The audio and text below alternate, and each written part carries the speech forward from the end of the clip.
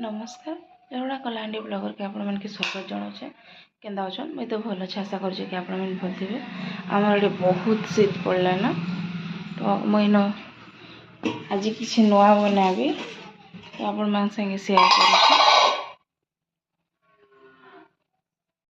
कर मुझे उसना चाउल और बेरी के बहुत भल भाव सफा कर देछे धोई धुआ देकिना टिके रखी देछे।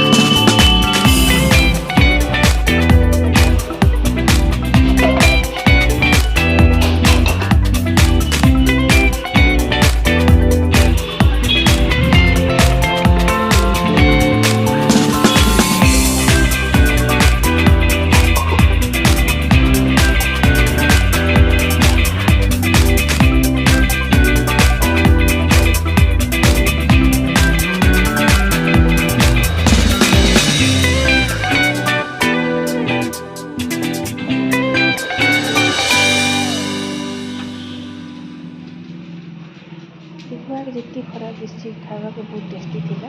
वीडियोटा जब भल लगे लाइक सब्सक्राइब शेयर करने को नहीं भूलिए। नमस्कार।